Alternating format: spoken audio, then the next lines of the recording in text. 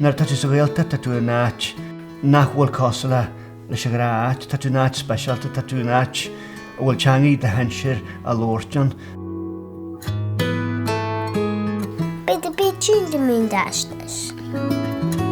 Sé méid bheith tú dhearmhaid a chud gasú le riide go mbeadh siad sláinsúlagus choláir teagmháil go mbeadh an Ghaeilge go láidir sa gantar ná nóil siad.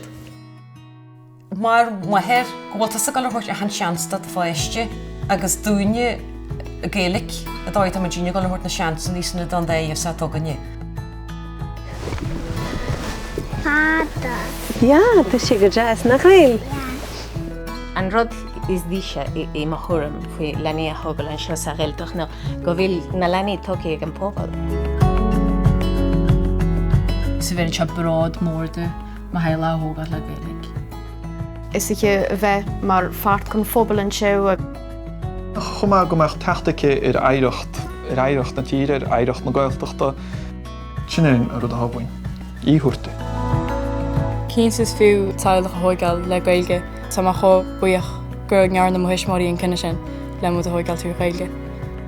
Nuair te chéile de se a dínta, bíonn tú just ínta bhrádul bhfuil fácha gas nílas go dana seaú.